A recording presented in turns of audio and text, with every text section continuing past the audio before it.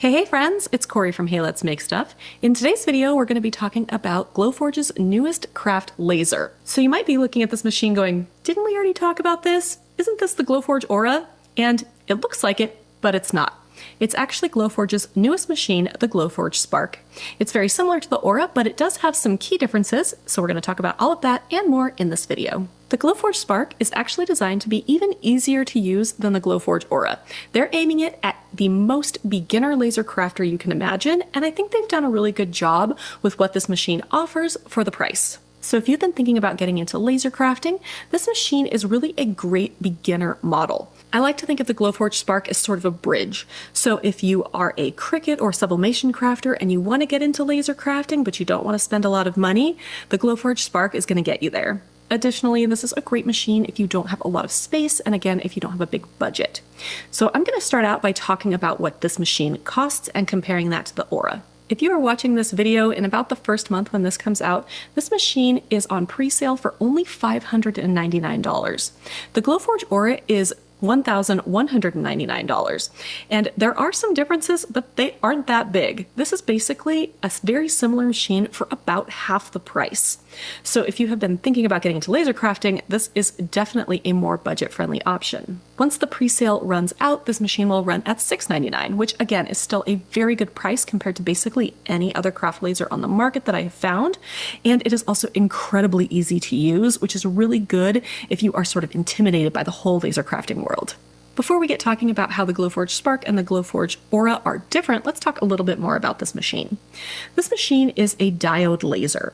Now, a diode laser is created on the blue light spectrum, which means that it can cut many things, but it can't cut everything.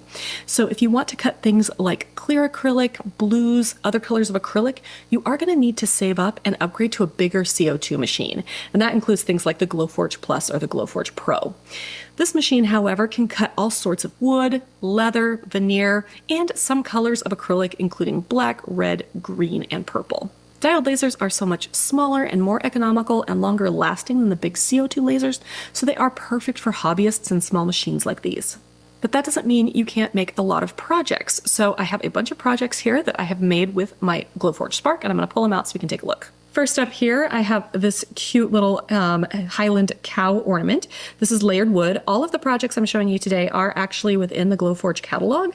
I am Scottish, so I happen to love Highland cows. And this is a layered project. It's one of the types of projects you can make. So on the back here, I have a solid piece of light wood, and then I have a darker walnut on top with the cow cutout. I think it is super cute. You can also make 3D projects. So I have these two pieces of this tulip, and I can slide them together here and actually make sort of a standing tulip. So I can stand it up here and you can see it.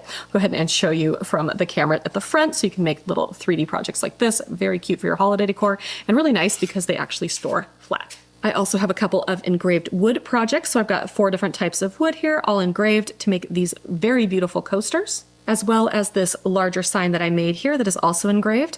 I have to say, this is the first time I've worked with Glowforge Poplar, and I really, really like the color of this wood. This is almost the same color as the floors in our house, so I can see myself definitely working with this particular color in the future.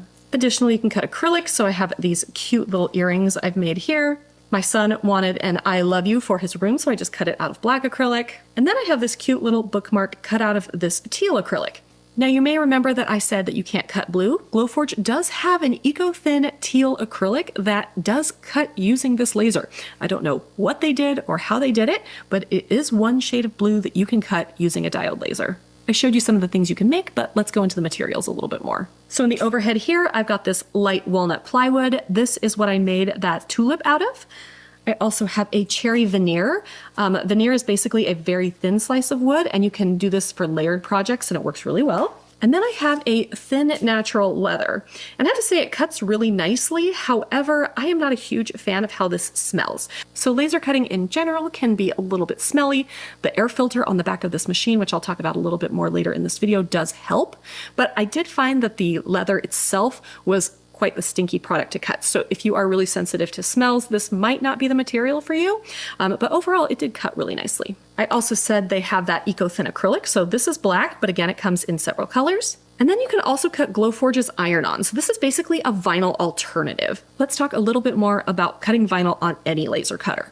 So in general, you can't cut vinyl because it has different compounds in it that when the laser hits it, it creates sort of stuff you don't want to breathe in. So definitely don't cut regular vinyl or regular iron-on using a laser. Glowforge, however, has this alternative and it actually cuts beautifully and it works really well. I'm really happy with it. There are some other companies that are working on basically vinyl alternatives or laser-safe vinyls that you will be able to cut in these machines, but generally you want to make sure that they're marked as laser safe before even attempting to cut them in any laser cutter. Now that we know some of the things you can cut and what you can make with those things, let's talk a little bit more about the machine itself. It came packed really nicely and it is incredibly easy to set up. Basically, you just need to take the laser head out of the foam block that it comes in and snap it with a magnet into the rails. Then you have to add the vent pipe to the back and you're pretty much ready to go. You just plug the machine and it automatically turns on. Then you can head to setup.glowforge.com to get everything connected. I will say that I did have a little bit of issue connecting it. I also did with my Aura, but honestly, all it took was me signing out of my Glowforge account and signing back in for it to be able to work. So if you are struggling, try there first, but then you can reach out to their customer service department if you are still having issues. The Spark itself is a really great size. It's under 22 inches wide and just under 18 inches deep, and it's about 5 inches tall. You will need like another, 15 inches or so to be able to open the lid above it. But overall, at maybe 15 pounds, this is very, very easy to move around your craft room and work with. The Glowforge Spark is about 5 inches less deep than the Glowforge Aura, so if you have a very small space you're working with, the Spark might be a better option. You will need about 5 inches of space in the back for that vent pipe, so also keep that in mind. I'm going to bring the Spark over just a little bit so we can see it in the overhead view, and I'm going to go ahead and open up the lid. The anatomy of the machine is very simple and it's very similar to the Aura. So you have this crumb tray in the bottom, and then you have your laser head, which is on these rails. I'm going to go ahead and slide it over. So the laser head lives in here, and these are the rails that move back and forth. The laser head is connected to the machine by a ribbon cable. There's a little camera in the lid, and when you close the lid, that camera will take a picture of your material in the bed so that you can accurately place your images. And then if I scoot my machine forward, in the overhead view, you can see the vent pipe. Venting your laser is very important. Whether you're cutting, scoring, or engraving, you're basically removing material, and that turns into smoke and debris, and all of that needs to be vented out of your machine. Of course, you don't want that going into your craft room, so you have two options. The first is to take that vent pipe and put it out a window. I actually do this with my Glowforge Pro. I basically just stick the vent pipe out the window, and then I sort of put a blanket around it so all that stuff can't come back into my craft room. It's very classy. But with this, I have the Glowforge Personal Filter. So this is something that you can add on if you'd like, especially if you don't have a window to vent out of. I really like their filter for a few reasons. The first means that I don't have to be near a window to use my machine. Very easy. The second is that it is Bluetooth connected to the machine, which means that it only runs when the machine is running. And that's great because the filter is not particularly quiet. The machine itself really is not that loud, but the filter does make some noise because it is pulling out all of those particles. So it's nice that when my cut is done, the filter turns off and I can go back to my blessed silence that I love in here. The third reason I like it is that it's very light, it has a handle, and I'm able to move it around pretty easily. So overall, I really do like this filter, and if you aren't able to vent this out of a window, it's definitely a good buy. Next, let's talk about material sizes.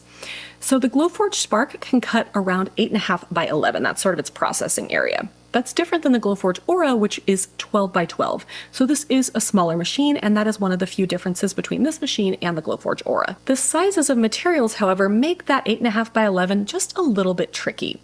You can work around it, but I did want to talk about it just because it is a little weird. So I'm going to go back to that overhead view, and here I have two standard sizes for Glowforge's materials. So we have this 6 by 12, and we have a bigger 12 by 12 sheet here. And I'm going to place my 6 by 12 material in the bed of the machine.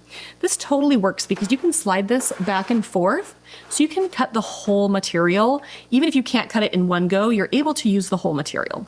So if I scoot it over here a little bit, I can start over here, and then later I can scoot it over this way and cut this side. So even though it can't cut the full 12 inches, I can use this whole piece of material. But when I put the 12-inch material in here, it gets a little bit more tricky. I can slide it side to side just like this to be able to work on the sides. I can go back and forth just a bit here, but I have found that it's really sort of impossible to cut maybe a 2-inch square section in the corner of this larger material. Let's talk about what I mean with this piece of leather. I was able to cut this sort of worm-shaped piece of leather here because I had it in my machine, and this is sort of the 8.5 by 11 that I'm making with my arms. And then I was able to cut this same piece by putting it this way in my machine and cutting the 8.5 by 11 this way. But you can see here that these corners here, I just don't know how to cut them. Now, easily with a piece of leather, I can just take a pair of scissors and I could cut a small project out of this by cutting off the rest of this. That is a little bit harder to do with wood. One thing you can do is just create a line inside the Glowforge app, which is the software that you'll use to cut on your Spark, and basically put that line and cut your material in half. I did still have to snap it just a little bit on one side, but overall that meant that I was able to use the full 12 by 12 inch material, even though it doesn't quite fit in the machine. There are non-Glowforge materials that do come in that 8.5 by 11 size, but you will have to do a lot of testing to make sure that you can cut it properly with your machine. I got my Aura out so we can take a look at the differences between these two machines. So like I said before, one of the big differences is that cutting area.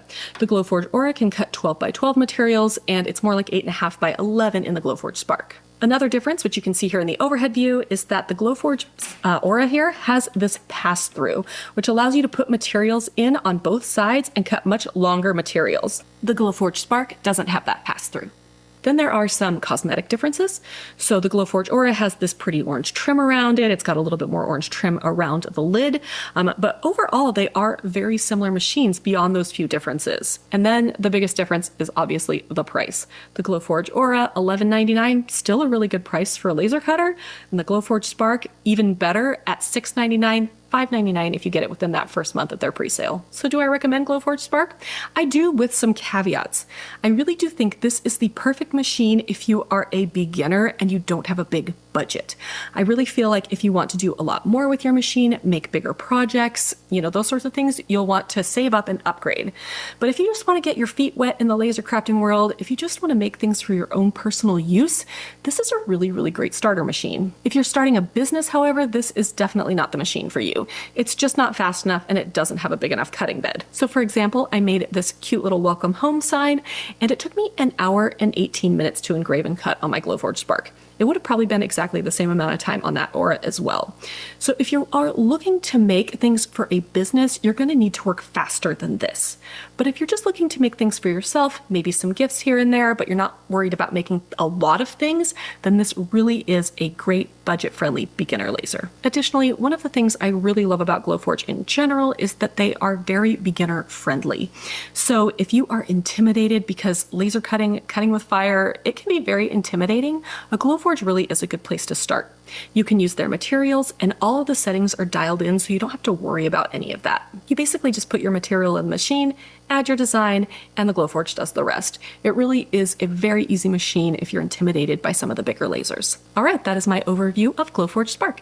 If you would like me to answer any of your questions about this machine or any other laser machine down in the comments, I'd be happy to. Follow my channel for more laser, Cricut, and sublimation content. I'll see you next time.